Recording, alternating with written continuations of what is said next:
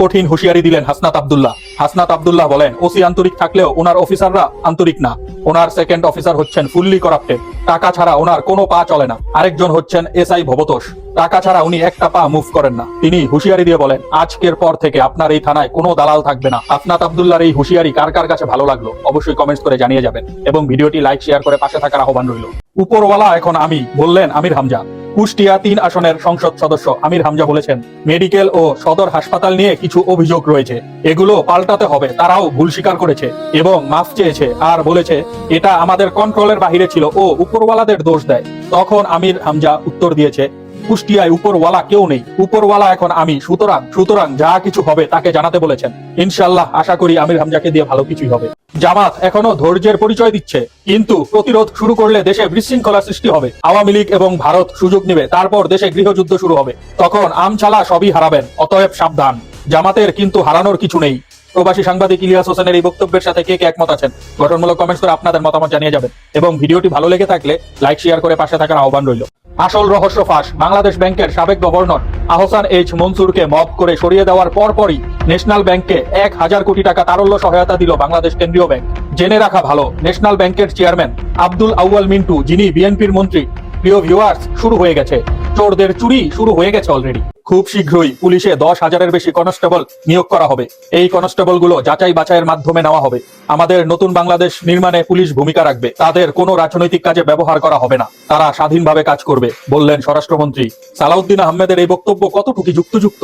ওনারা কি আসলেই পুলিশকে ব্যবহার করবেন না? অলরেডি ব্যবহার করা শুরু করে দিয়েছেন, আরো জনবল বাড়াচ্ছেন। ১০,০০০ নিবে, সেদিন শুনলাম ২,৭০০ জন নিবে, আজকে শুনতেছি ১০,০০০ নিবে। মানে ওনাদের জনবল দরকার, ওরা বুঝা গেছে আরো একটা গণ অভ্যুত্থান যে খুব নিকটেই, তার ভয়ই তারা এরকম জনবল বাড়াচ্ছে। মনে করতেছে পুলিশ দিয়ে পিটিয়ে গুলি করে হত্যা করিয়ে ওরা ক্ষমতা কুক্ষিগত করে রাখবে। ইম্পসিবল। বাংলাদেশে কি যোগ্য লোকের অভাব ছিল যে একজন ঋণ খেলাপি ব্যক্তিকে এনে বাংলাদেশ ব্যাংকের গভর্নর বানাতে হবে?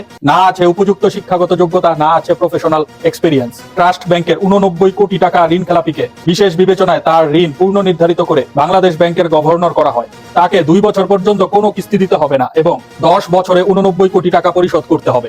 যে লোক তার নিজের অর্থ ব্যবস্থাপনা ঠিক রাখতে পারে না, সে কিভাবে একটা দেশের অর্থ ব্যবস্থাপনা সঠিকভাবে পরিচালনা করবে? দক্ষিণ এশিয়া এরকম কম যোগ্যতা সম্পন্ন লোককে কোন দেশের কেন্দ্রীয় ব্যাংকের গভর্নর করা হয়েছে বলে আমার জানা নাই।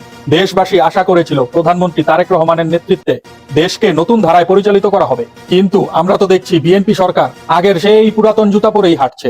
এখন দেখবার বিষয় সেই পুরাতন জুতা পরে বিএনপি কত দূর হাঁটতে পারে। আমি বাহিরে থাকলে এমন হতে দিতাম না, বললেন ইমরান খান। পাকিস্তানের সাবেক প্রধানমন্ত্রী ইমরান খান তার স্ত্রীকে বলেন, আমি যদি বাহিরে থাকতাম তবে খামেনির পাশে ছায়া হয়ে থাকতাম, তার গায়ে যে হাত লাগাতে আসতো তার হাত আমি ভেঙে দিতাম। আমি যেন কিছু না করতে পারি এজন্য যুক্তরাষ্ট্র আমাকে আগেই কারাবন্দী করে রেখেছে। প্রিয় ভিউয়ার্স, আপনাদের কি মনে হয় ইমরান খান যদি আজকে ক্ষমতায় থাকতো সে কি আসলেই এখন খামেনির পাশে এসে দাঁড়াতো? কি মনে হয়? গঠনমূলক কমেন্টস করে আপনাদের মতামত জানিয়ে যাবেন। ধন্যবাদ।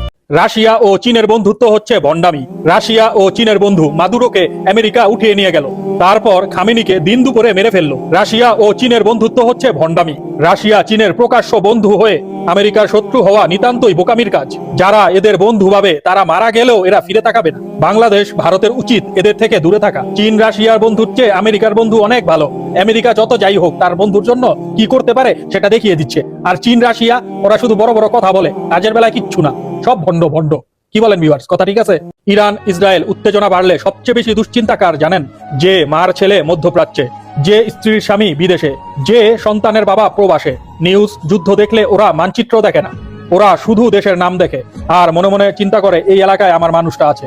হে আল্লাহ, আমাদের বাঙালি ভাই বোন সবাইকে আপনি হেফাজতে রাখুন, আমিন। Iran versus Bangladesh. ইরান বলে আমরা মরে গেল কিছু যায় আসে না, ইরান গুরুত্বপূর্ণ নয়, ইসলাম গুরুত্বপূর্ণ। পানিতে আয়াতুল্লাহ আলী খামিনি।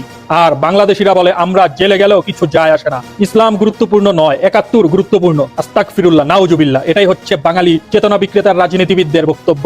ফলো ও শেয়ার করে পাশে থাকার আহ্বান রইল। ধন্যবাদ।